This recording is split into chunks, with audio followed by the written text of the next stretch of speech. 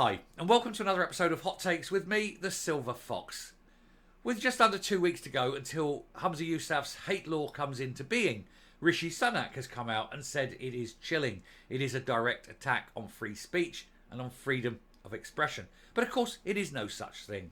It is, in fact, simply a way that Humza Yousaf brought in an anti-Islamic blasphemy law by the back door.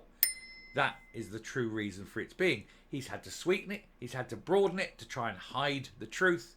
But basically in Scotland from the 1st of April, if you say anything like, I don't agree with Islam, oh, I wouldn't join that, or I think Islam is not the religion for me, that could be treated as a hate crime and you could be punished for it. And that ultimately is what his aim is. Sunak says that it is a bad law. He, though, is in a unique position. Unlike all the other commentators, he can do something about it. He can have this law overturned and pulled from the books. He has that power. He can use the Scotland Act and say it is an inappropriate law. It is a bad law. It is not a law that is in keeping with the rest of the United Kingdom. He can do that. Will he? Does he have the balls? Or is he like Humza Yousaf, smooth at the front? Let's take a look. So, Humza Yousaf's hate crime law, labelled a chilling threat to freedom of speech by Rishi Sunak, a man who can have this law turned back, overturned, removed, and can just apply to use the Scotland Act to do it. Humza Yousaf, of course, will immediately go to court and will again, once again, lose, as he has done every single time. The Scottish Government has been widely derided for bringing in its new hate crime law on April the 1st, with Police Scotland confirming it would investigate every report. And in that line, we know we're going to win. Rishi Sunak has waded into the row surrounding Humza Yousaf's controversial hate crime law as he labelled it a chilling threat to freedom of speech. The SNP has come under fire for attempting to introduce this law, which is set to come in on April the 1st. Police Scotland have been undergoing training for a number of years in how to deal with this legislation. The training amounts to hitting the right button on a PowerPoint, and it takes 2 hours. Wonderful. It includes new offences of stirring up hatred, although does not define what hatred is. And it expands from applying only to race. It can now be illegal if crimes involve prejudice on the basis of age, disability, religion, sexual orientation, transgender identity, or variation in sex characteristics. Again, where do you draw the line between criticism and hate? Where do you draw the line between anything? And of course, there is no burden of proof. I merely have to say it was hateful, and it was hateful. It may not have been hateful, it may just have been annoying, but I will say it is hateful, and that makes it hate, and the police must investigate. And that, my dear friends, is how we must proceed. On Monday, the 1st of April, phone up, online, complain, moan, make allegations. Everything, all the time, every time a politician speaks, do it. Do it. And we will break them. We previously told how concerns have been raised that cops may target plays and stand-up gigs and arrest actors or comedians if they are reported for an alleged hate crime. They denied that this was the case, but they didn't deny it. They actually said, and it was a policeman who said that this was the case. They later walked it back. I did the reversal video yesterday where they were walking it back when they realised how bad it was. They're saying that they won't, but of course they still have the powers to do it. And who's to say they won't? Why shouldn't they? Humza Yousaf spearheaded the plans when he was Justice Secretary, which have been criticised for its effects on free speech, as the law can be broken in private homes as well as in public, which means conversation with friends or family could be criminalised. And then they'll want father reporting son, brother reporting brother. It's all very North Korean in the wonderful world of Humza Yousaf and his control freakery.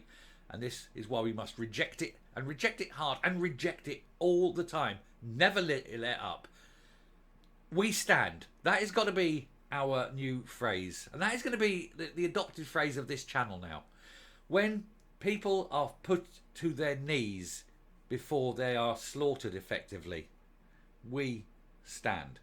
And that's got to be it. That's going to be the thing now. Hashtag we stand. Let's make that a thing. When I post this video. I'm going to put this on X.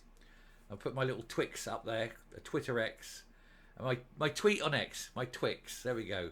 But I'm going to go #we stand. Start using it. That's what it is. Anyway, the new, reading that there. Now the Prime Minister even has joined in the growing chorus of criticism of the law. He's ruled out any similar legislation being adopted in England because he knows he wouldn't get away with it. Number 10 spokesman said, I wouldn't want to comment or speculate about individual cases, but the Prime Minister himself believes in free speech. For example, he's been very clear on what the definition of a woman is and that biological sex matters, and he doesn't believe that that should be controversial. But it is in Scotland now. If you sat there and said a woman is an adult female human, that is hate speech. If you said only a woman can give birth, that is hate speech. You know, this is not controversial. Only a man has a prostate. Hate speech. Are they going to just go in and start, arresting doctors and charging doctors for performing male-only, procedures? Seems strange, doesn't it?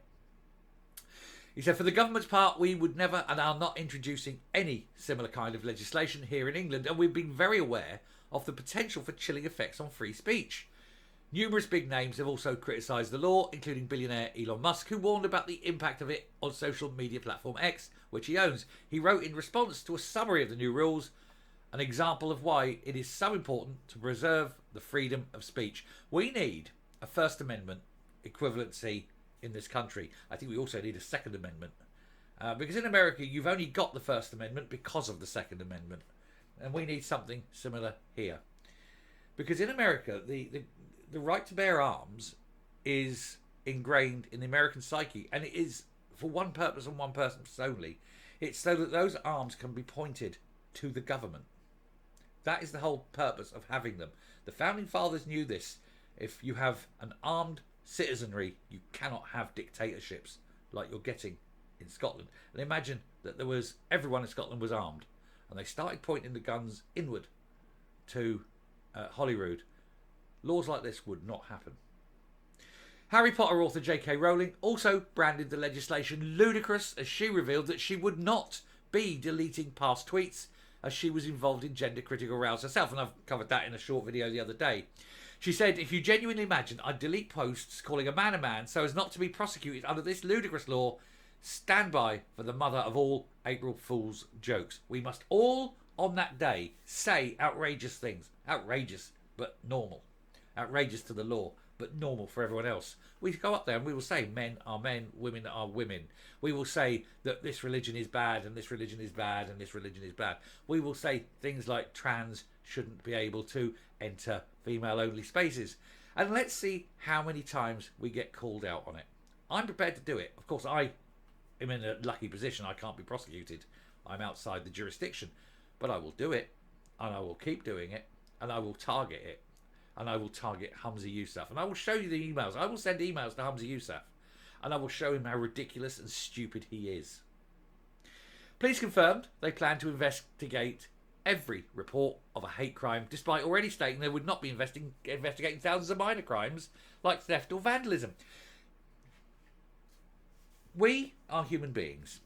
We have fought to survive for 4.5 billion years. From the first cells forming in the primordial soup through vast, massive mass extinctions. We eventually evolved into humans. We suffered on the veldt. We walked upright. We had tribal conflicts. We fought disease. We fought ice ages. We became modern humans. We developed agriculture and warfare. We survived. We went through the Black Death and we survived. We went through World War One and World War Two and we survived. And today, apparently, we can't handle harsh words and hurty fee-fees. I pity for the future when you think that there's all these people growing up who are completely ill-prepared for what is likely to come in the next couple of years, hopefully longer. But there will be a major conflict, and these people won't know what to do. And if they think that simply by dressing as a woman and pretending they're called Fiona is going to help them when mass conscription comes in for men, because it usually is, then they're going to have another thing coming. And they have got to get there in their little, twin set and pearls, having a bit of rouge on the lips and going, oh, but I'm a lady. Sure, in you go. And off they go. Off they toddle, off to war. And then they'll be sitting there completely incapable of dealing with reality. They haven't got a clue. And that will be, for me, rather amusing, I think, watching these people have complete breakdowns as reality slaps them hard in the face.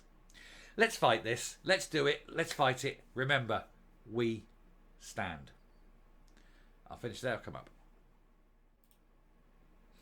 Now, remember, good people, we must all fight it. We must not allow ourselves to be pushed down. We must not allow ourselves to be bullied like this. Day one, midnight, start ringing. 1 o'clock, 2 o'clock in the morning, 5 o'clock in the morning, 8 o'clock in the evening. It doesn't matter. Day one, overwhelm them. Overwhelm them completely on day one.